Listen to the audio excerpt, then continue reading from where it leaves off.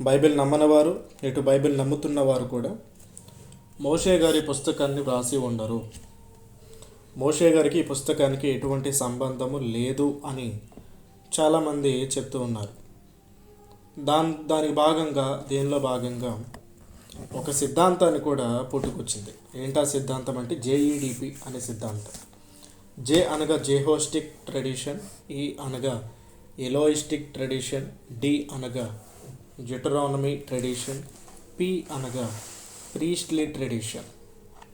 జే అంటే ఇది ఒక బృందం దేవుడి గురించి ప్రస్తావిస్తూ, దేవుడి గురించి మాట్లాడుతూ జెహోవా అనే పదాన్ని ఉపయోగిస్తూ ఉంటారు.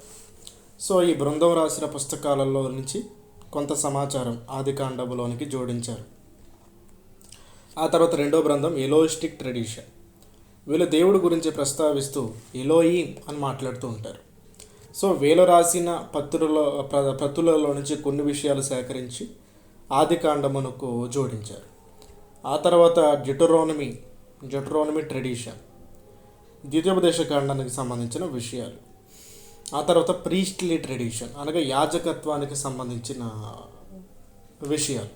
సో ఈ 4 ప్రతులలో నుంచి కొన్ని విషయాలు తీసుకొని ఆదికాండమునకు జోడించి ఈ ఆదికాండ పుస్తకాన్ని లేదా పంచకాండాలను మోషే గారు రాసి ఉంటారు తప్ప ఆయన స్వయంగా రాయలేదు అనేది ఒక సిద్ధాంతం అటు క్రైస్తవ సమాజంలోనూ అలానే బయట ప్రపంచంలో కూడా ఉంది. సో ఈ సిద్ధాంతం ఎంతవరకు వాస్తవం, అసలు ఈ సిద్ధాంతం ఎలా పుట్టుకొచ్చింది, ఈ సిద్ధాంతాన్ని ఎవరు స్థాపించారు, ఎవరు ప్రారంభించుకుంటూ వచ్చారు అనే విషయాలు మనం నిన్నటి దినాన ఆలోచన చేసుకుంటూ వచ్చాం. సో మొత్తానికి ఈ సిద్ధాంతాన్ని మనం నమ్మొచ్చా నమ్మకూడదంటే నమ్మకూడదు. ఎందుకు అని అంటే ఈ సిద్ధాంతానికి సంబంధించిన ఒరిజినల్ స్క్రిప్చర్స్ అనేవి మనకు ఎక్కడ కూడా లేవు.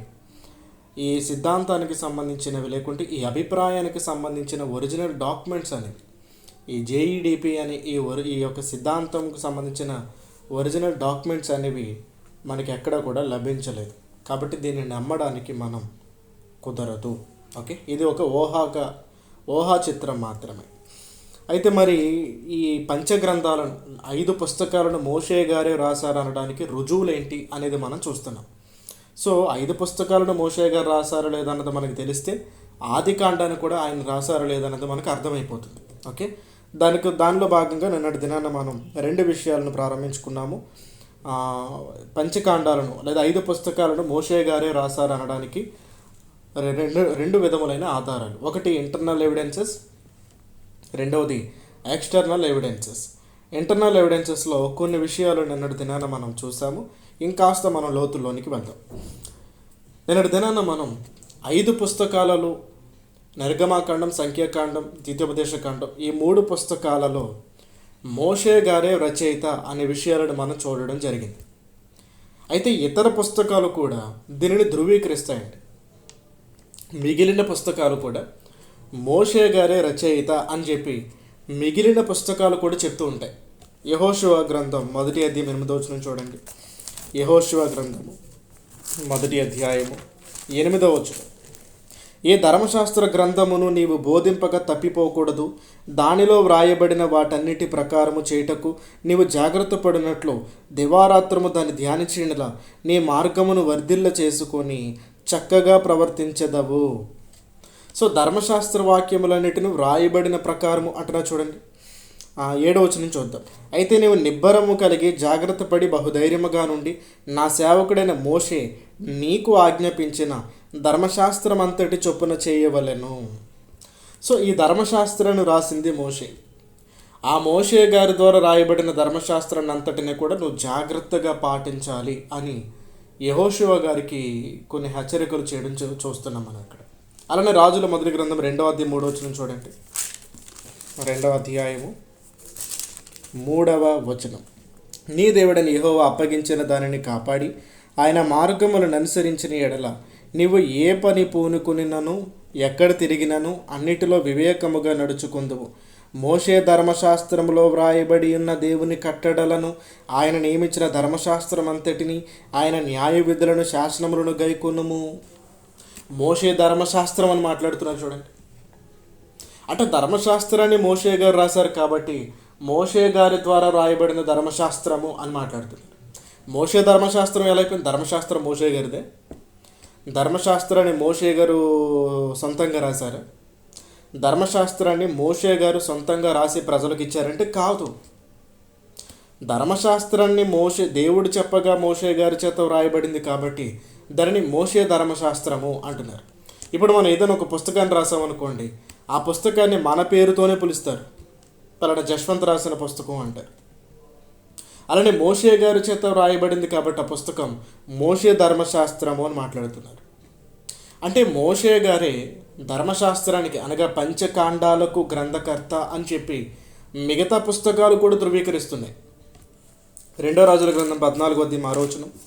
అయితే కుమారుల దోషమును బట్టి తండ్రులకు మరణశిక్ష విధింపకూడదు, తండ్రుల దోషమును బట్టి కుమారులకు మరణశిక్ష విధింపకూడదు, ఎవని పాపము నిమిత్తము వాడే మరణశిక్ష నందును అని మోషే వ్రాసి ఇచ్చిన ధర్మశాస్త్రమందు అంటున్నారు. చూడండి, మోషే వ్రాసి ఇచ్చిన ధర్మశాస్త్రమందు.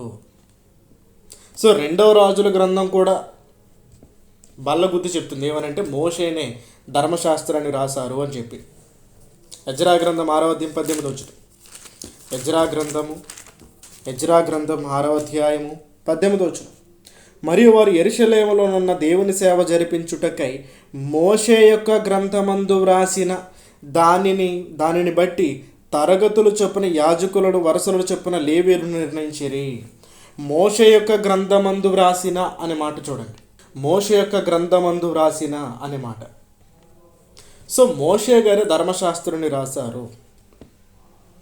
ఆయన ద్వారానే ధర్మశాస్త్రం అనేది వ్రాయబడింది, అనగా పంచకాండాలు అనేవి రాయబడ్డాయి. అలానే నెహెమ్యా గ్రంథం 13:1, దానియేలు గ్రంథం 9:11-13. మలాకీ గ్రంథం 4:4 కూడా రాసుకోండి. ఇవన్నీ రాసుకుని మీరు తర్వాత చదవండి ఒకసారి. ఓకే, నెహెమ్యా గ్రంథం 13:1, దానియేలు గ్రంథం 9:11-13, మలాకీ గ్రంథము 4:4. సో వీటన్నిటిలో కూడా మనకి ఏం కనిపిస్తుందంటే మోషే గారే ధర్మశాస్త్రమును రాశారు అనేది మనకి కనిపిస్తుంది. అందుకే ధర్మశాస్త్రం అంటే ఏంటి? పంచకాండాలని ధర్మశాస్త్రము అని పిలుస్తారు, అంతే కదండి. నిర్గమాకాండం, లేవీకాండం, సంఖ్యాకాండం, ద్వితీయోపదేశకాండం ఇవన్నీ కూడా ధర్మశాస్త్ర పుస్తకాలు, ధర్మశాస్త్రాన్ని తెలుపుతాయి. మరి ఆదికాండాన్ని ధర్మశాస్త్రంలో కలపకూడదంటే కలపొచ్చు.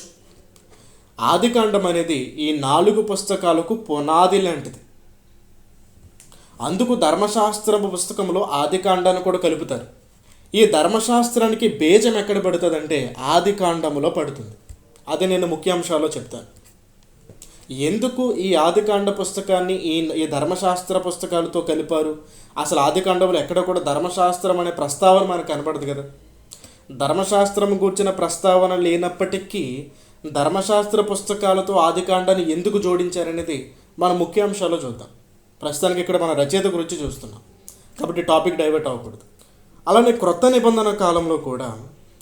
నిబంధన కూడా ధర్మశాస్త్రాన్ని వ్రాసింది మోషేనే అని చెప్పి చాలా వచనాలు మనకు కనిపిస్తాయి. కొన్ని వచనాలు మనం చూద్దాం. మత్తయి సువార్త 19:8. ఆయన మీ హృదయ కాఠిన్యమును బట్టి మీ భార్యలను విడనాడ మోషే సెలవిచ్చిన కానీ ఆది నుండి అలాగూ జరగలేదు.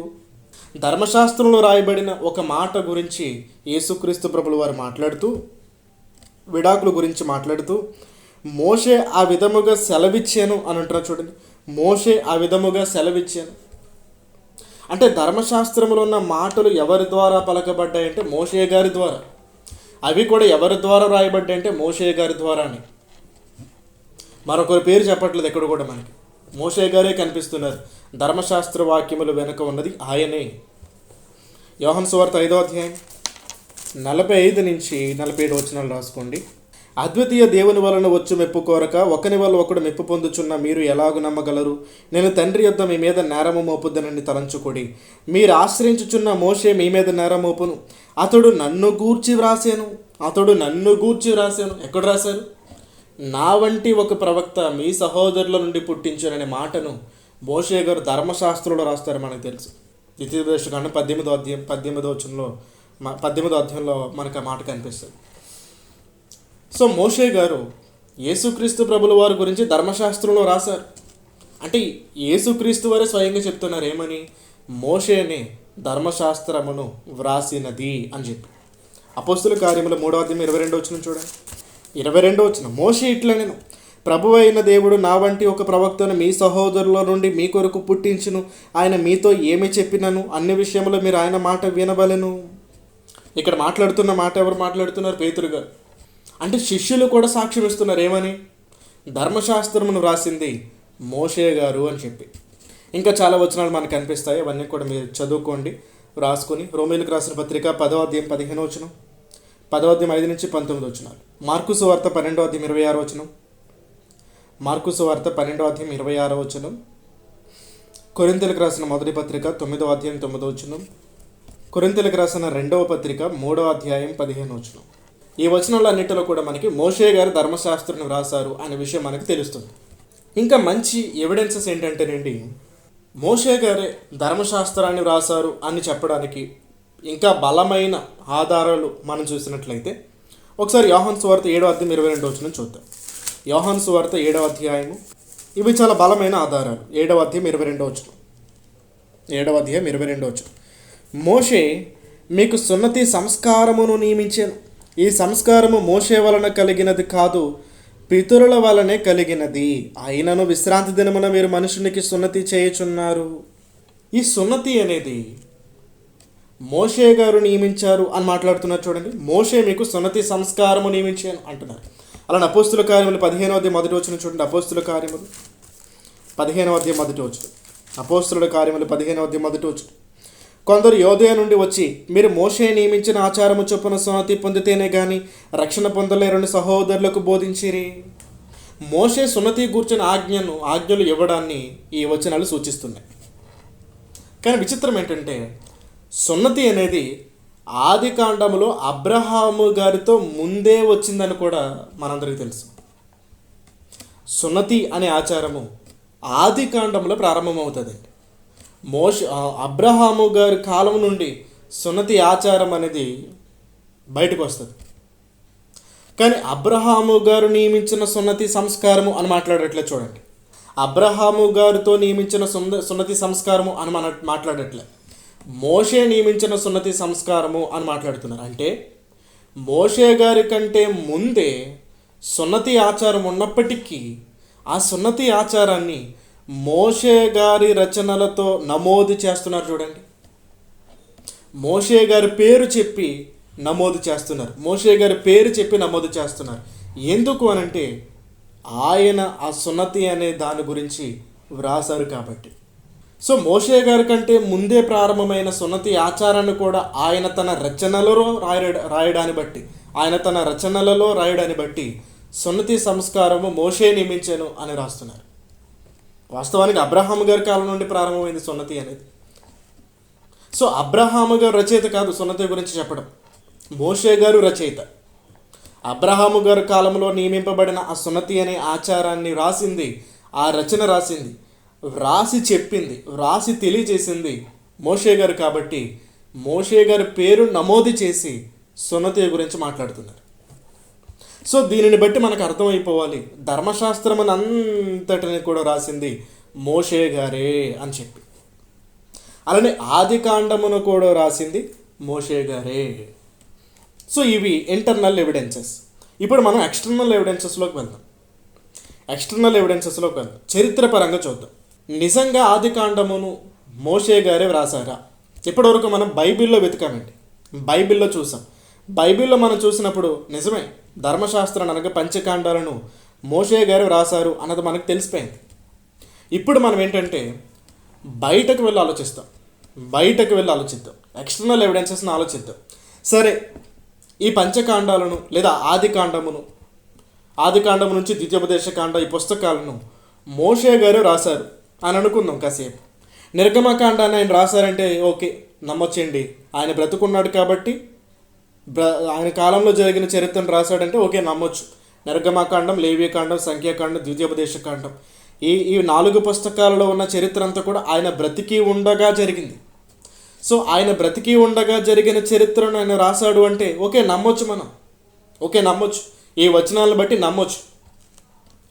ఆది కాండము ఆయన రాశాడంటే ఎందుకు నమ్మబుద్ధి కావట్లేదండి అని మనకు డౌట్ వస్తుంది. ఆది కాండము ఆయన రాశాడంటే ఎందుకో అంత నమ్మబుద్ధి కావట్లేదు. ఎందుకనంటే ఇక్కడ ఒక ప్రశ్న ఉందండి. అదేంటంటే ఆదికాండము పుస్తకములో దానిలో ఉన్న విషయాలు మోషే గారికి ఎలా తెలిసాయి అసలు? ఆయన ఇప్పుడు లేడు కదా, ఆయనకి ఇవి ఎలా అందాయి? ఆయన ఇప్పుడు లేనప్పుడు ఈ విషయాలన్నీ కూడా మోషే గారికి ఎలా అందాయి అనేది ఇప్పుడు మన ముందున్న ప్రశ్న. సో వీటిని మనం ఆలోచన చేద్దాం. నిజమే, మోషే గారు బ్రతికి లేనప్పుడు ఆయనకు ముందు జరిగిన చరిత్ర మోషే గారికి ఎలా అందింది అనేది మనం ఆలోచన చేద్దాం. దానికి 3 కారణాలు ఉన్నాయండి. మొదటి కారణం ఏంటంటే దేవుని ప్రత్యక్ష ప్రకటన, డివైన్ రెవల్యూషన్, దేవుని ప్రత్యక్ష ప్రకటన. రెండవది ఏంటంటే వంశపారంపర్య మౌఖిక సాంప్రదాయం, అనగా ఓరల్ ట్రెడిషన్. మూడవది ఏంటంటే లిఖిత మూలాలు. మూడో మార్గం ఏంటంటే లిఖిత మూలాలు, అనగా రిటన్ సోర్సెస్. చూద్దాం. దీనిని బట్టి మనకి 100% యాక్యురేట్గా తెలిసిపోద్ది ఏమనంటే ఆది కాండమును రాసింది మోషే గారే అని చెప్పి. దీనిని బట్టి ఎక్స్టర్నల్ ఎవిడెన్సెస్ బట్టి మనకి ఇంకా క్లారిటీ వస్తుంది. సో మొట్టమొదటి మార్గాన్ని చూద్దాం. సో ఇప్పుడు మూడు మార్గాలండి. ఒకటి ఏంటంటే దేవుని ప్రత్యక్ష ప్రకటన, ఇదొక మార్గం ద్వారా తెలిసింది మోషే గారికి, దీన్ని డివైన్ రెవల్యూషన్ అంటారు. రెండో మార్గం వచ్చేసరికి వంశ పారంపర్య మౌఖిక సాంప్రదాయం, అనగా ఓరల్ ట్రెడిషన్. మూడో మార్గం వచ్చేసరికి లిఖిత మూలాలు, రిటర్న్ సోర్సెస్. సో మొదటి మార్గాన్ని చూద్దాం. దేవుని ప్రత్యక్ష ప్రకటన అంటే ఏంటో చూద్దాం. ఆదికాండంలో ఉన్న విషయాలు, అనగా సృష్టి దగ్గర నుండి ఇజ్రాయెల్ అందరూ కూడా ఐగుప్తు దేశంలోనికి వెళ్ళిన కాలం వరకు ఈ చరిత్ర అంతటిని కూడా దేవుడే స్వయంగా మోషే గారికి తెలియజేశారు. నిర్గమాకాండం 33:11 చూడండి. మనుషుడు తన స్నేహితునితో మాట్లాడునట్లు యెహోవా మోషేతో ముఖాముఖిగా మాట్లాడుచుండెను. దేవుడు మోషే గారితో చాలా ఎక్కువ సార్లు మాట్లాడారండి. అలానే చాలా ఎక్కువ టైం కూడా మాట్లాడారు. సుమారుగా 40 రోజులు ఏకతాటిగా మోషే గారితో దేవుడు మాట్లాడుతూనే ఉన్నారంటే కేవలం ధర్మశాస్త్రము గురించే మాట్లాడి ఉండంటారా? అంతకుముందు జరిగిన విషయాలు దేవుడు మోషే గారికి చెప్పి ఉంటారు. ఆలోచించండి. ఎప్పుడో భవిష్యత్తులో రాబోతున్న యేసుక్రీస్తు ప్రభుల వారి గురించే ముందుగా మోషే గారికి చెప్పిన దేవుడు నిన్న మొన్న జరిగిన చరిత్రను దేవుడు మోషే గారికి చెప్పి ఉంటారా? సో దేవుడే ఆదిలో దేవుడు సృష్టిని ఎలా చేశారు, ఎలా నిర్మించారు, ఏ రోజున ఏం చేశారు, ఏ రోజున వేటిని సృష్టించారు, మొట్టమొదటి కాలంలో మనుషులు ఎలా అపరాధములో పడిపోయారు, ఎలా పాపములో పడిపోయారు, ఈ విషయాలన్నిటినీ కూడా దేవుడే స్వయంగా మోషే గారికి ప్రత్యక్షతల ద్వారా తెలియజేశారు. వాటన్నిటిని కూడా దేవుని ప్రేరేపణతో మోషే గారు వ్రాయడం జరిగింది. ఇది దేవుని ప్రత్యక్ష ప్రకటన. భవిష్యత్తు గూర్చిన విషయాలను తెలియజేసే దేవుడు భూతకాల విషయాలను తెలియచేయడం పెద్ద కష్టమా చెప్పండి? భవిష్యత్తులో వచ్చే యేసుక్రీస్తు ప్రభుల వారి గురించే తెలియచేసిన దేవుడు నిన్న మొన్న జరిగిన చరిత్ర గురించి తెలియచేయడం పెద్ద విశేషమేం కాదు. సో ఖచ్చితంగా దేవుడే ఆది కాలంలో ఏం జరిగిందనే విషయాన్ని స్వయంగా మోషే గారికి దేవుడు తెలియజేశారు. ఇది మొదటి మార్గం. రెండో మార్గాన్ని చూద్దాం. రెండో మార్గం వంశ పారంపర్య మౌఖిక సాంప్రదాయం, అనగా ఓరల్ ట్రెడిషన్. ప్రాచీన కాలంలో చరిత్ర వ్రాతపూర్వకంగా వ్రాయబడేది కాదండి. అప్పుడు మరి మనలాంటి టెలికమ్యూనికేషన్ ఏమి లేదు కదండి. మనలాగా ల్యాప్టాప్స్ లేవు, ట్యాబ్స్ లేవు, మొబైల్స్ లేవు, తర్వాత పేపర్ లేదు, ప్రింటింగ్ ప్రెస్ లేదు, సిస్టమ్ లేదు, ఇవేమీ కూడా లేవు, కీబోర్డ్ కూడా లేదు, ఇవేమీ లేవు. మరి అటువంటి ప్రాచీన కాలంలో చరిత్ర అనే దానిని ఎలా భద్రపరిచేవారు? చరిత్ర అనే దాన్ని ఎలా భద్రపరిచేవారంటే వాళ్ళ తరాలకు వాటిని చెప్పుకోవడం ద్వారా భద్రపరిచేవారు. ఆ రోజుల్లో వారు చరిత్రను ఎలా భద్రపరిచేవారంటే వాళ్ళ కుమారులకు వాటిని చెప్పడం ద్వారా, వాటిని తెలియచేయడం ద్వారా వాటిని భద్రపరచడం జరిగిందండి. ఆదాము గారు తన పిల్లలకు చెప్పారు, వాళ్ళ పిల్లలు షేముకు చెప్పారు, షేము దగ్గర నుంచి నోవహు గారికి తెలిసిన విషయాలు నోవహు గారి దగ్గర నుంచి అబ్రహాం గారికి తెలిసాయి. అబ్రహాం గారి దగ్గర నుంచి తర్వాత ఇస్సాకు గారి దగ్గరికి తెలిసాయి. ఇస్సాకు దగ్గర నుంచి యాకోబు గారికి వచ్చాయి. యాకోబు నుంచి యోసేపు గారి దగ్గరికి వచ్చాయి. ఇలా ఓరల్ ట్రెడిషన్ అనగా మాట ద్వారా చరిత్ర అనేది తరతరాలకు వ్యాపించుకుంటూ వెళ్ళింది. మాట ద్వారా అలా మాట ద్వారా చరిత్ర అనేది తరతరాలు వ్యాపించుకుంటూ మోషే గారి దగ్గర వరకు రావడం జరిగింది ఆ చరిత్ర అంతా కూడా. దీన్ని మనం ఎలా చెప్పగలమనంటే మన కళ్ళ ముందు 4 సందర్భాలు ఉన్నాయి. వాటిని మనం చూద్దాం. మొట్టమొదటిగా లెమెకు సందర్భం. ఒకసారి ఆదికాండం 4:23 చూడండి. ఆదికాండం 4:23. ఆదికాండం 4:23. లెమెకు తన భార్యలతో, ఓ ఆదా, ఓ సిల్లా, నా పలుకు వినుడి. లెమెకు భార్యలారా, నా మాట ఆలకించుడి. నన్ను గాయపరిచినందుకే ఒక మనుషుని చంపెత్తిని, నన్ను దెబ్బ కొట్టినందుకే ఒక పడుచువాని చంపెత్తిని. 7 అంతలు ప్రతిదండన కయ్యను కోసము వచ్చిన ఎడల లెమెకు కోసము 77 అంతలు వచ్చునెను. ఇక్కడ లెమెక్ అనే అతను ఒక తప్పు చేశానని చెప్తున్నాడు, తన భార్యలతో మాట్లాడుతున్నాడు.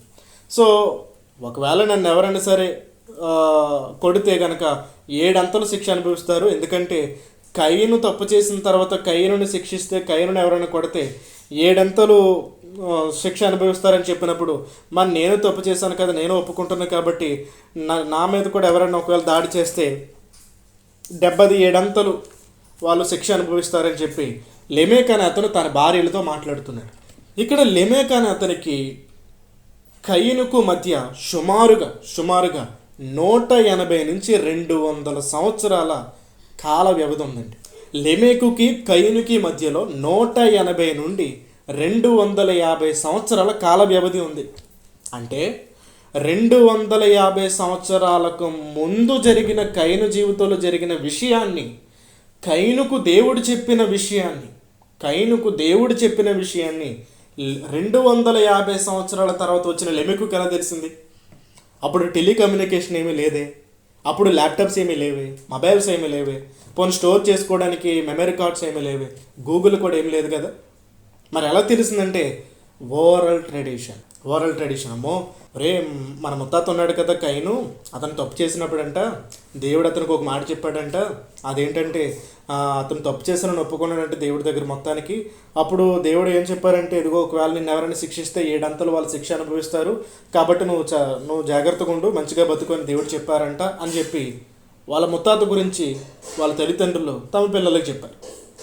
వాళ్ళ పిల్లలు వాళ్ళ పిల్లలకు చెప్పారు. అలా అది మాట ద్వారా వ్యాపిస్తూ లెమెకు దగ్గరకు వచ్చింది. ఇలాగ ప్రారంభములో జరిగిన చరిత్ర అంతా కూడా నోటి మాట ద్వారా అనేక తరాలు దాటుకుంటూ మోషే గారి దగ్గరికి రావడం జరిగింది. అంటే దేవుడే మోషే గారి దగ్గరికి చరిత్రను అంతటిని కూడా తీసుకొచ్చారు. ఇది ఒక సందర్భం. రెండో సందర్భాన్ని చూద్దాం. యోధాపత్రిక 1:14. యోధాపత్రిక 1:14. ఆదాము మొదలుకొని 7వ వాడైన హనోకు కూడా వీరిని గూర్చి ప్రవచించి ఇట్లనెను, ఇదిగో అందరికీ తీర్పు తీర్చుటకును వారిలో భక్తిహీనులందరినీ భక్తిహీనముగా చేసిన వారి భక్తిహీన క్రియలన్నిటిని గూర్చియు భక్తిహీనులైన పాపులు తనకు విరోధముగా చెప్పిన కఠినమైన మాటలన్నిటిని గూర్చియు వారిని ఒప్పించుటకును ప్రభువు తన వేవేల పరిశుద్ధుల పరివారముతో వచ్చాను. హనోకు ఏం చేశాడంటే, హనోకు గారు ఏం చేశారంటే సువార్తను చెప్పారు, దేవుని తీర్పును గురించి ప్రకటించారు. ఇప్పుడు హనోకు గారు దేవుని తీర్పుల గురించే ప్రకటించిన, కేవలం దేవుని తీర్పుల గురించే ప్రకటించిన వారైతే ప్రారంభములో జరిగిన చరిత్ర, దేవుడు చేసిన కార్యాలు, దేవుడు ఆదాము గారి జీవితంలో జరిగించిన విషయాలు, వాళ్ళ జీవితంలో జరిగించిన విషయాలు, వీటన్నిటిని ఆ తరములో ఆయన ప్రకటించి ఉండుంటారా? ఆలోచించండి. సో ఆ కాలములోని హనోకు గారు నోటి మాట ద్వారా దేవుని గూర్చిన విషయాలను సువార్త రూపంలో తెలియజేస్తున్నారు. అంటే అప్పటికే దేవుడు గురించి ప్రకటించడం, దేవుడి గురించి మాట్లాడడం, దేవుడి గురించి సంభాషించడం, దేవుడి గురించి తరతరాలకు సమాచారమును చేరవేయడం అనేది జరుగుతూ వెళ్తుంది. ఇంకొక సందర్భాన్ని చూద్దాం. నోవహు గారి సందర్భం. ఆదికాండం 5వ అధ్యాయం 28.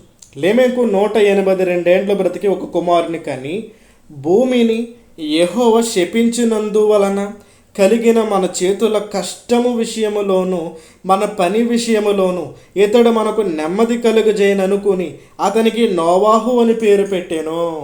నోవాహు గారు పుట్టినప్పుడు ఆయన తల్లిదండ్రులు ఏమనుకుంటున్నారంటే, భూమిని దేవుడు శపించారు, దేవుడు మన మానవుల యొక్క కష్టమును ఇంకా పెంచారు, కనీసం ఈ కుమారుడు మూలంగానైనా సరే మనకు ఆ కష్టం తీరిపోతుందేమో, ఈ భూమి ఆశీర్వదింపబడుతుందేమో అని చెప్పి నోవాహు గారికి నెమ్మది అనే అర్థం వచ్చే నోవాహు అనే పేరుని పెడతారు. నోవాహు గారి తల్లిదండ్రులకు ఎలా తెలిసిందండి? ఆదాము గారు హవ్వ గారు సందర్భంలో జరిగిన చరిత్ర. ఫర్ యువర్ కైండ్ ఇన్ఫర్మేషన్, ఆ సందర్భానికి వీళ్ళు ఇక్కడ మాట్లాడుతున్న సందర్భానికి కాల వ్యవధి ఎంతంటే 1056 సంవత్సరములు. 1056 సంవత్సరాలు. 1056 సంవత్సరాలకు ముందు జరిగిన చరిత్ర ఆ తర్వాత వచ్చిన ప్రజలు కూడా మాట్లాడుకుంటున్నారు అని అంటే ఆ చరిత్ర అంతా కూడా ఎలా వ్యాపిస్తుందో చూడండి. అంటే చరిత్ర అనేది ఆ రోజుల్లో తరతరాలకు వ్యాపిస్తుంది. దీని ఓరల్ ట్రెడిషన్ అంటారు. అలా వ్యాపిస్తూ చివరికి ఎక్కడికి చేరుకుందంటే మోషే గారి దగ్గరికి చేరుకుంది. అక్కడికే చేరుకోవాలి, ఎందుకంటే దేవుడు చేరవేస్తున్నాడు కూడా. ఎందుకు? ఇవన్నీ కూడా ఆయన రాయాలి కాబట్టి. ఇంకొక మంచి సందర్భాన్ని చూద్దాం. ఈ సందర్భంతో మనకి ఇంకా క్లారిటీ వస్తుంది. అబ్రహాము గారి కాలంలో చేయబడిన సున్నతి. దేవుడు సున్నతి అనే పద్ధతిని అబ్రహాము గారి కాలంలో ప్రవేశపెట్టారు. అయితే విచిత్రం ఏంటంటే ఈ సున్నతి అనే దానిని తర్వాత పుట్టిన మోషే గారు కూడా పాటిస్తారు. అయితే ఒకానొక సమయంలో మోషే గారిని దేవుడు చంపాలనుకుంటారు. కారణం ఏంటంటే ఆయన కుమారునికి సున్నతి జరిగించకపోవడం. అప్పుడు ఈ విషయాన్ని తెలుసుకున్న మోషే గారి భార్యని సిప్పోరా వెంటనే తన కుమారునికి సున్నతి చేస్తాడు. చూడండి, నిర్గమాకాండం 4వ అధ్యాయం 24 నుంచి 26 వచ్చిన. నిర్గమాకాండము 4వ అధ్యాయము 24 నుంచి 26 వచ్చిన. అప్పుడు ఆమె ఈ సున్నతిని బట్టి నీవు నాకు రక్త సంబంధమైన పెనివిటివైతివనెను. 25 వచ్చిన. సిప్పోరా వాడిగల రాయి తీసుకుని తన కుమారునికి సున్నతి చేసి అతని పాదములు ఏదో పడవేసి, వెంటనే సిప్పోరా ఏం చేసిందంటే తన కుమారుడికి సున్నతి చేసిందంట. ఇక్కడ సున్నతి అనేది జరిగించాలి అని, తమ కుమారులకు సున్నతి అని ఆచారాన్ని జరిగించాలి అని, జరిగించకపోతే దేవుడు చంపుతాడనే విషయం సిప్పోరాకి ఎలా తెలిసిందండి? మోషే గారికి ఎలా తెలిసిందండి? సిప్పోరాకి ఎలా తెలిసింది? అంటే అబ్రహాము గారి కాలంలో ఇవ్వబడిన ఆ సున్నతి అనే ఆ పద్ధతి, ఆచారము తరతరాలకు చేరుకుంటూ వచ్చింది. అప్పటికి ధర్మశాస్త్రం లేదు. పోనీ ధర్మశాస్త్ర ప్రకారంగా ఆజ్ఞగా ఇవ్వబడిందంటే ధర్మశాస్త్రం లేదు. కేవలం అబ్రహాము గారి వంశమునికి మాత్రమే ఇవ్వబడింది. అబ్రహాము గారి వంశానికి ఇవ్వబడిన ఆ చరిత్ర లేకుంటే ఆ ఆచారం అనేది తరతరాలకు వ్యాపించుకుంటూ మోషే గారు కూడా పాటించారు. ఇప్పుడు ఆయన భార్య తన కుమారుడికి కూడా చేస్తుంది సున్నతి. సో మోషే గారి కాలము వరకు కూడా సున్నతి అనే ఆచారాన్ని పాటిస్తున్నారు అని అంటే ఆ సున్నతి అనే ఆచారము ఎలా చేయాలి, ఎలా చేయకపోతే చనిపోతారనే విషయం నోటి మాట ద్వారా వ్యాపించుకుంటూ మోషే గారి దగ్గరికి వచ్చింది. చూడండి, అంటే చరిత్ర ఎలా వచ్చిందని చూస్తున్న మోషే గారి దగ్గరికి ఆది కాండంలో జరిగిన విషయాలు మోషే గారికి ఎలా తెలిసాయంటే, ఒకటి దేవుని ప్రత్యక్షత ద్వారా, ఇంకొకటి ఓరల్ ట్రెడిషన్ నోటి మాట ద్వారా. ఇంకొక మంచి విషయం ఏంటంటే అబ్రహాము గారు దేవుని జ్ఞాన సంపదను తన కుమారులకు తెలియచేశారనే విషయం కూడా మనకి బైబిల్ గ్రంథంలో కనిపిస్తుంది. ఆదికాండం 18-19 వచ్చిన చూడండి. ఆదికాండము 18వ అధ్యాయము 19 వచ్చిన. ఎట్లనగా యెహోవా అబ్రహామును గూర్చి చెప్పినది అతనికి కలగజేయనట్లు తన తరువాత తన పిల్లలను తన ఇంటి వారును నీతి న్యాయములు జరిగించుచు యెహోవా మార్గమును గైకొనుటకు అతడు వారికి ఆజ్ఞాపించినట్లు అన్న మాట చూడండి.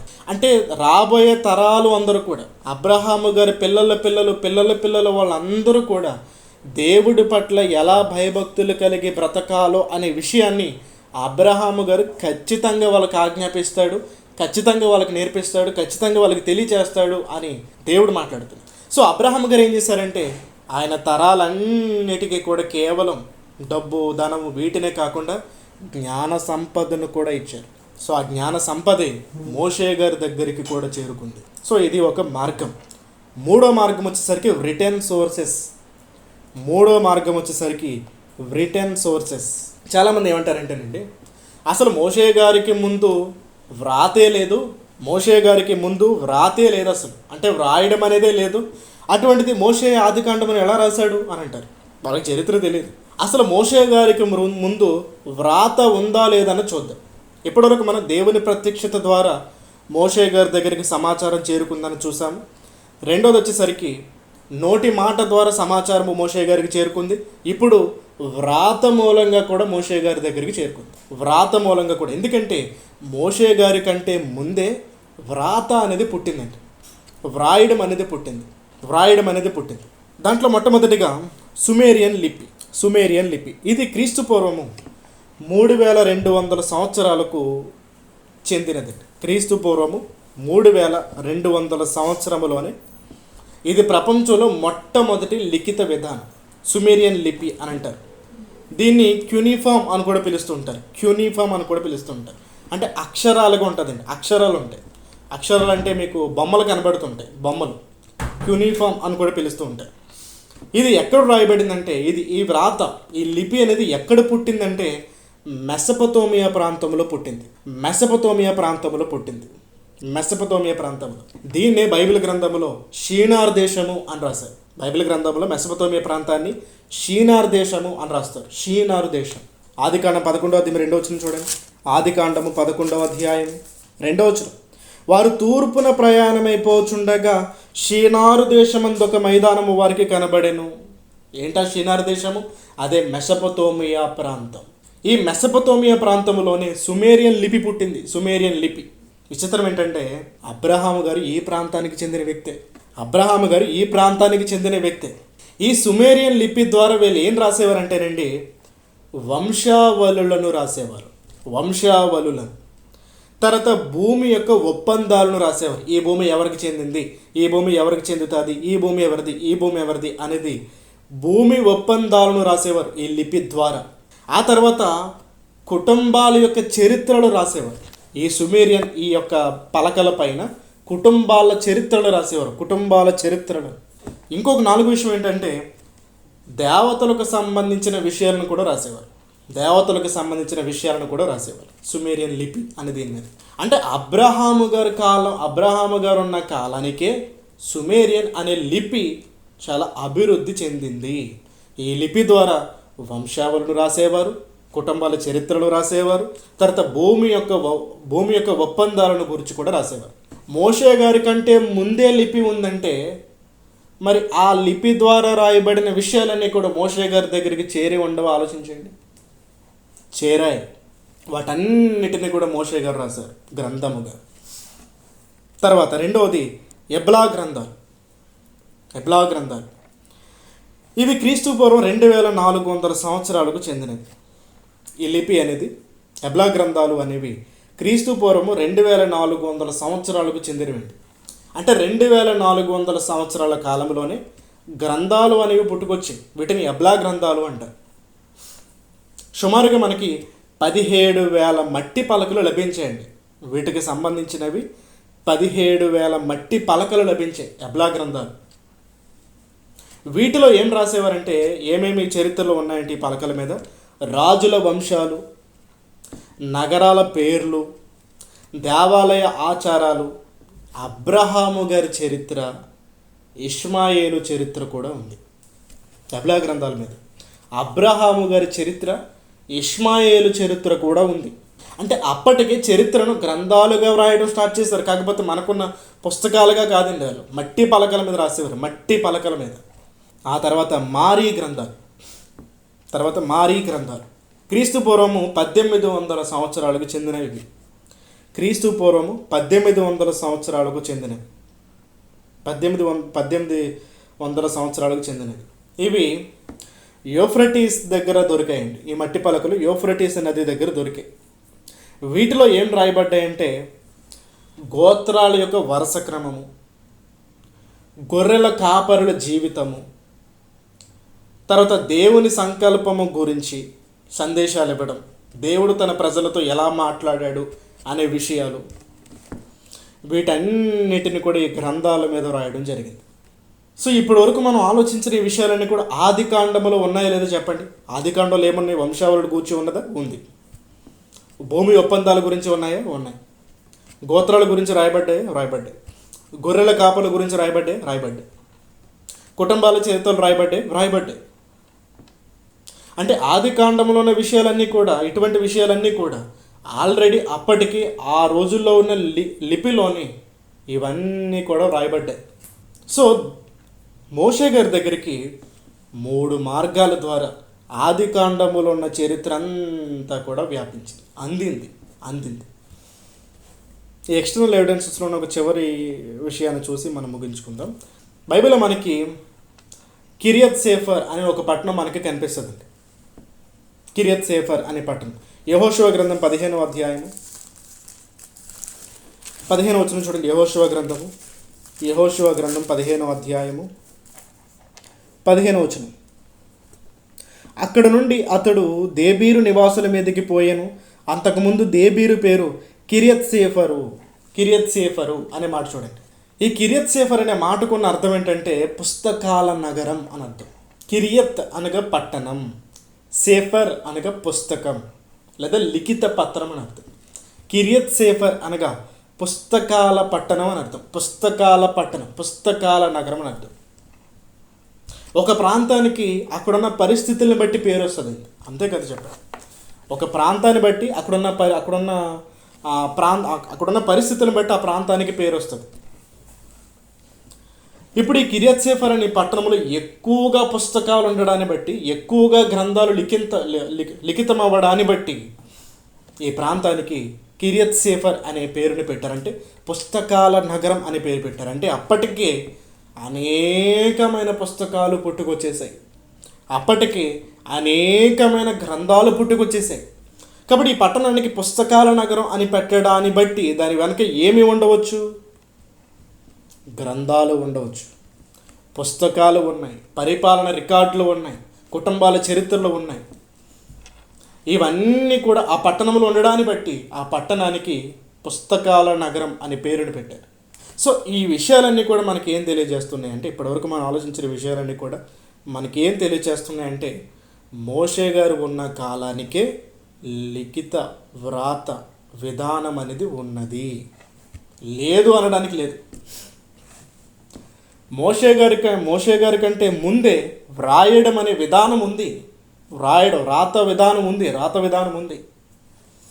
సో ఆ విషయాలన్నీ కూడా మోషే గారికి ఎలా అందాయంటే, ఒకటి దేవుడు చెప్పడం ద్వారా, ఇంకొకటి తమ పితరులు చరిత్రను అంతటిని కూడా చెప్పుకోవడం ద్వారా మోషే గారికి అందింది. అలానే వ్రాత మూలంగా వ్రాయబడిన ప్రతులు కూడా మోషే గారికి అందాయి. వీటన్నిటి మూలంగా ఆయన ఆది కాండములో ఉన్న విషయాలన్నిటిని కూడా వ్రాసారు. సో ఇప్పుడు మనం కన్ఫర్మ్ చేసుకోవచ్చు, ఆదికాండ పుస్తకమును రాసింది మోషే గారే. చూసారా, రచయిత గురించి మనం ఇంత ఆలోచించాల్సి వచ్చింది. మనం సింపుల్గా చెప్పేయచ్చు మోషే గారే ఆదికాండం రాశారని చెప్పి, కానీ దాన్ని నిరూపించడానికి మనం ఇంత సబ్జెక్ట్ని మైండ్లో పెట్టుకోవాలి. ఎంత ఆలోచిస్తే మనకు అర్థమైంది, అమ్మో మోషే గారే ఎందుకు రాయాలంటే ఇది కారణం. మోషే గారు రాసారా లేదా అని చెప్పడానికి ఎంత సుదీర్ఘమైన విశ్లేషణ మనం ఆలోచిస్తేనే కానీ తెలియదు. సో రచయిత గురించి మనం నేర్చుకుందాం. నెక్స్ట్ కాలం వచ్చేసరికి 2 విధాన కాలాలు ఉన్నాయండి. ఆది కాండానికి 2 విధముల కాలాలు నేను ఇస్తాను. మొట్టమొదటిది ఏంటంటే, ఈ గ్రంథములో ఉన్న చరిత్ర ఏ కాలానికి సంబంధించినది అనేది. ఈ గ్రంథములో ఉన్న చరిత్ర ఏ కాలమునకు సంబంధించినది ఒక కాలము. మోషే గారు ఈ గ్రంథంలో ఉన్న చరిత్రను ఏ కాలంలో రాశారు అనేది ఒక కాలం. సో 2 కాలాలు కూడా రాసుకోండి. క్రీస్తు పూర్వము 5554 నుండి 1876 ఆది కాండములో ఉన్న చరిత్ర ఏ కాలానికి సంబంధించినది అని అంటే, క్రీస్తు పూర్వము 5554 నుండి 1876 కాలం వరకు. మోషే గారు ఈ గ్రంథములో ఉన్న చరిత్ర ఏ కాలంలో రాశారు అనంటే, క్రీస్తు పూర్వం 1525 నుండి 1405 వరకు. 1405 ఈ మధ్యకాలంలో మోషే గారు ఆది కాండమును వ్రాయడం జరిగింది.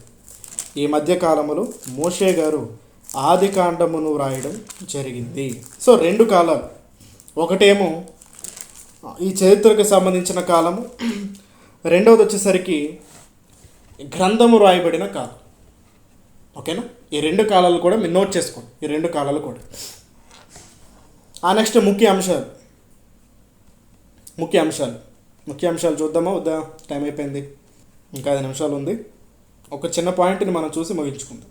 ముఖ్య అంశాల్లోనే ఒక పాయింట్ని మనం చూసి ముగించుకుందాం. ముఖ్య అంశాల్లో మొట్టమొదటి ముఖ్య అంశం ప్రాచీన తూర్పు దేశ చట్టాలు మరియు ఆది కాండంలోని పితరుల సంస్కృతి మధ్య పోలికలు. ముఖ్య అంశాలు చూద్దాం. ఈ గ్రంథంలో మనకు కనబడే ముఖ్య అంశాలు ఏంటి? ముఖ్య అంశాలు అంటేనండి, ఈ గ్రంథంలో హైలైట్ పాయింట్స్, అవి చరిత్రపరమైనవి కావచ్చు, రాజుల పరమైనవి కావచ్చు, ఒక ప్రార్థనలు కావచ్చు, పట్టణాల పేర్లు కావచ్చు, ఇవన్నీ కూడా, వీటన్నిటిని కూడా మన ముఖ్య అంశాలు చూస్తాం. సో ఈ గ్రంథంలో మనం ఆలోచించబోయే ముఖ్య అంశం ఏంటంటే ప్రాచీన తూర్పు దేశ చట్టాలు. అప్పటికి ప్రాచీన తూర్పు దేశంలో ఉన్న చట్టాలు ఆది కాండములో ఉన్న పితరుల సంస్కృతి మధ్య చాలా దగ్గర పోలికలు ఉంటాయి. దీనిని బట్టి ఆది కాండం అనే పుస్తకము నిజము అని కొండ బద్దలు కొట్టినట్టు ప్రపంచానికి చెప్పొచ్చు. ఈ చరిత్రను బట్టి, ఇప్పుడు చెప్పబోయే ఈ విషయాలను బట్టి. ఇక నో మోర్ ఆర్గ్యుమెంట్స్, ఇంకా ఎవరు నోరెత్తడానికి ఉండదు.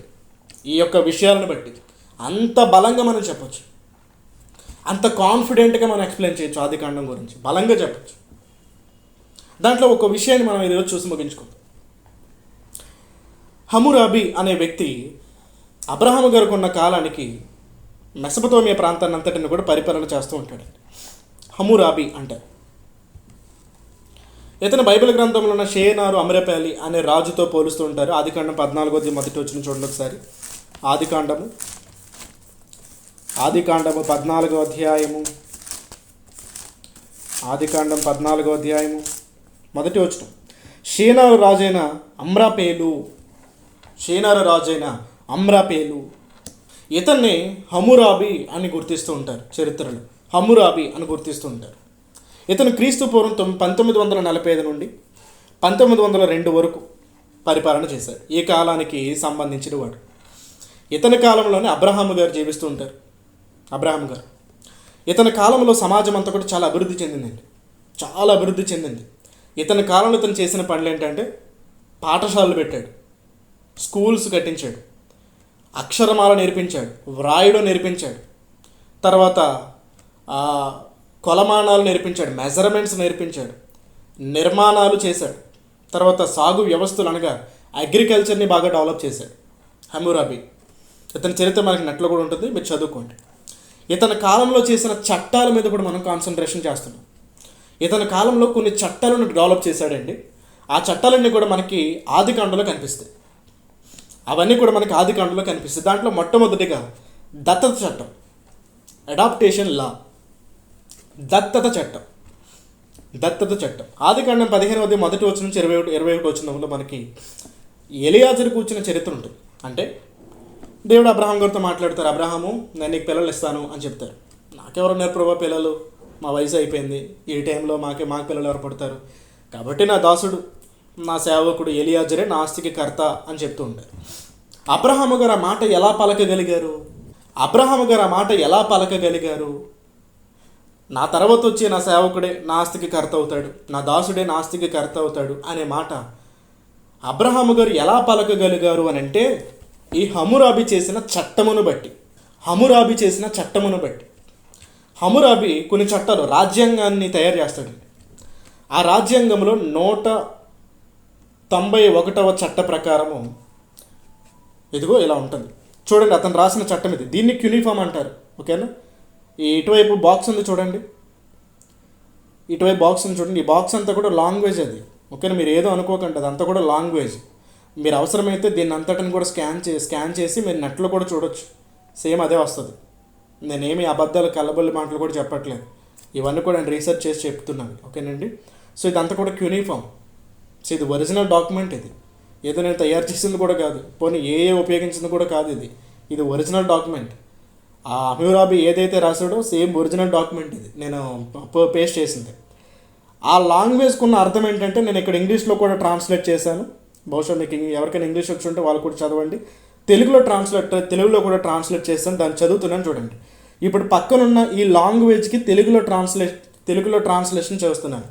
ఒక మనిషి ఒక బాలుడిని దత్తత తీసుకుని పెంచితే తరువాత అతనికి సహజ సంతానము కలిగితే ఆ దత్తపుత్రునికి తన ఆస్తిలో కొంత భాగం ఇవ్వాలి, కానీ పొలాలు ఇంటిని ఇవ్వవలసిన అవసరం లేదు అన్నట్టు హమ్మురాబి చేసిన చట్టం అది. 191 సెక్షన్ 191. హమ్మురాబి ఏం చెప్పాడంటే, ఎవరైనా ఒక వ్యక్తికి పిల్లలు లేకపోతే ఒక దాసుని దత్తత తీసుకుని పెంచితే, ఒక దాసుని దత్తత తీసుకున్న తర్వాత ఆ దాసునికి గనక ఒకవేళ పిల్లలు పుట్టారనుకోండి, ఈ యజమానులు ఆ పిల్లలకు కూడా ఆస్తిలో భాగం ఇవ్వాలి అని చెప్పి హమ్మురాబి చట్టం చేశాడు. ఇప్పుడు అబ్రహాం గారు అదే మాట్లాడుతున్నారు చూడండి. అబ్రహాం గారు అదే మాట్లాడుతున్నారు, నా దాసుడే నా యొక్క ఆస్తికి కర్త అని చెప్పి. ఎందుకు? అప్పటికి వాళ్ళు నివసిస్తున్న ప్రాంతంలో ఆ చట్టం ఉంది కాబట్టి, అబ్రహాం గారు అదే మాట్లాడుతున్నారు. అందుకే అన్నాను బైబిల్ చరిత్రపరమైందని చెప్పి. ఇంకా చాలా విషయాలు ఉన్నాయండి, బట్ అన్నిటిని కూడా మనం నెక్స్ట్ క్లాస్లో చూద్దాం. జస్ట్ ఒక చిన్న పాయింట్ అని మీకు చెప్పాను, ఓకే. సో దీనిని బట్టి మనం ఆదికాండ గ్రంథం అనేది నిజము అని మనం రుజువు చేయొచ్చు. నిజము అని చెప్పి పిచ్చికోతలకు వస్తున్నారు వీళ్ళు అర్థం కాక. ఆదికాండం తప్పు, ఆదికాండంలో ఉన్న మొదటి వచనమే తప్పు. ఆది అని అనగానే సృష్టి వచ్చేయడం ఏంటి? భూమి కలుగునుగాక అనగానే భూమి వచ్చేయడం ఏంటి? ఒక ఆయన అంటున్నాడు గరికపాటి అని, అతను ఏమంటున్నాడంటే ఆ భూమి కలుగుగాక అనగానే భూమి వచ్చేయడం ఏంటి అని అంటున్నాడు. మరి రాకపోతే ఏం చేయాలి? మనిషిగా నువ్వు పలికితే నువ్వు రాదు, మనిషిగా నువ్వు పలికితే నీకు రాకపోవచ్చు, కానీ దేవుడు పలికితే అంటే వీళ్ళకి దేవుడు అంటే ఎలా అర్థమయ్యాడు? ఒక మనిషిగా అర్థమయ్యాడు. దేవుడు పలికాడు కాబట్టి వచ్చింది, మనం పలికితే రాదు. ఆయన దేవుడు కాబట్టి వచ్చింది. సో ఆదికాండం మీద చాలా దాడులు జరుగుతున్నాయి. వీటన్నిటిని మనం నిజమని రుజువు చేయడానికి ఇదిగో మన దగ్గర ఉన్న ఈ యొక్క విశ్లేషణ చాలా ఇంపార్టెంట్ అండి. సో వీటిని బట్టి మనం చెప్పొచ్చు ఆదికాండ గ్రంథము చరిత్రపరమైనది, దీనికి చరిత్రపరమైన ఆధారాలు కూడా ఉన్నాయని చెప్పి. హమ్మురాబి లేడని చెప్పగలరా ఈరోజు ఎవరన్నా సార్? ఈరోజు ఇప్పుడున్న వీళ్ళందరూ కూడా హమ్మురాబి అనే రాజు ఉన్నాడు లేదని చెప్పగలరా? వీళ్ళు పలకడం కూడా రాదు నాకు తెలిసి. హమ్మురాబి అని పలకడం కూడా రాదు వీళ్ళకి. పైకి వచ్చి బైబిల్ మీద పడిపోతుంటారు వీళ్ళు. కనీసం అక్షరాలు చదవడం కూడా రాదు వీళ్ళకి. 10th కూడా పాస్ అవ్వరు వీళ్ళకి. కనీసం 10th కూడా పాస్ అవ్వరు వీళ్ళకి. బైబిల్ మీద వచ్చి పడిపోతుంటారు. హమ్మురాబి అనే రాజు చరిత్రలో వాస్తవం, అతడు ఉన్నాడనేది వాస్తవం, అతడు చేసిన చట్టాలు వాస్తవం. ఆ చట్టాలు బైబిల్ కూడా ధృవీకరిస్తుంది. బైబిల్లో ఉండడం కాదు, బైబిల్ ధృవీకరిస్తుంది అతను చేసిన చట్టాలు ఉన్నాయని చెప్పి. సో వాటిని అబ్రహాము గారు కూడా పాటించారు. సో హమ్మురాబి చేసిన చట్టాలు నిజమైనప్పుడు ఆ హమ్మురాబి చేసిన చట్టాలను పాటించిన అబ్రహాము గారు కూడా నిజం. ఆయన గురించి చెప్పిన ఆదికాండము నిజం. ఆ ఆదికాండము భద్రపరచబడిన ఆదికాండము కలిగిన బైబిల్ కూడా నిజం. ఆ బైబిల్ చెబుతున్న దేవుడు కూడా నిజం. కాబట్టి మనం నమ్ముకున్న గ్రంథం చాలా గొప్పది. ఇంత గొప్ప గ్రంథాన్ని మనం కలిగి ఉన్నందుకు చాలా అదృష్టవంతులమండి. మన గుండెల మీద పెట్టుకుని బతకాలి జీవితం అంతా. కానీ విచిత్రం ఏంటంటే క్రైస్తవులైన మనకి దీని విలువ తెలియట్లేదు మనకి. కాబట్టి అందుకే ఎప్పుడు చెప్పే మాట బైబిల్ని ప్రేమించండి. బైబిల్ మీ ప్రేమికుడు అయిపోవాలి, మీ ప్రియుడు అయిపోవాలి, మీ ప్రియురాలు అయిపోవాలి. బైబిల్ నీ భర్త అవ్వాలి, బైబిల్ నీ భార్య అయిపోవాలి. అంటే నా భావాలను వ్యక్తీకరించడానికి నేను వాడుతున్న పదాలు, ఓకేనా? కాబట్టి అంతగా మనం బైబిల్ని ప్రేమించాలి. ఎందుకంటే ఒక మనిషి ప్రియురాలను ప్రేమిస్తాడు. ప్రియురాలను ప్రేమించినందుకు ఈ ప్రపంచంలో ఎవరిని ప్రేమించడు. సో ప్రియురాల కంటే ఎక్కువగా మన బైబిల్ ప్రేమించాలి. ఒక మనిషి ప్రియుడిని ప్రేమిస్తాడు. ప్రియుడిని ప్రేమించినంతగా ఈ ప్రపంచంలో ఒక స్త్రీ ఎవరిని ప్రేమించింది. సో ప్రియుడి కంటే ఎక్కువగా బైబిల్ ప్రేమించాలి. తల్లిదండ్రులు ప్రేమిస్తారు, భార్యని ప్రేమిస్తారు, భర్తను ప్రేమిస్తారు, వాళ్ళకంటే ఎక్కువగా బైబిల్ ప్రేమించారు. ఇంకొక విషయం చెప్పమంటారా? కనిపించని దేవుని మీద మన గుండెల్లో ఎంత ప్రేమ ఉన్నదో అని తెలియజేసేదే మనం బైబిల్ని ప్రేమించడం. కంటికి కనిపించని దేవుని మీద మన గుండె లోపల ఎంత ప్రేమ ఉన్నది అనేది రుజువుపరిచేది ఏంటో చెప్పనానండి. మనం బైబిల్ దగ్గర ఎక్కువసేపు గడపడం.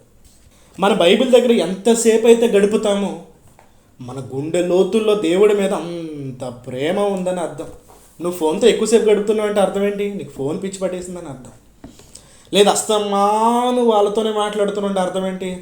నీకు వాళ్ళు పిచ్చి పట్టేసిందని అర్థం. నువ్వు అస్తమాను సినిమాలో చూస్తున్నావు అంటే అర్థం ఏంటి? సినిమాలు పిచ్చి పట్టేసింది నీకు అంతే.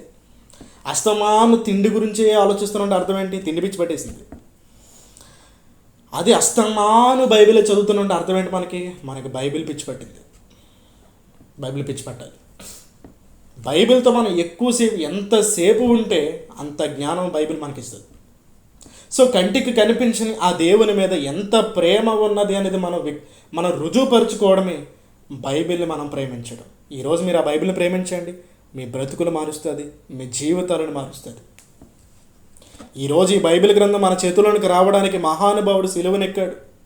యేసుక్రీస్తు ప్రభుల వారు కేవలం మనుషుల పాపముల కోసం మాత్రమే కాదండి. ఆయన సిలువనెక్కపోతే ఈ బైబిల్ కూడా మన చేతుల్లోకి రాదు.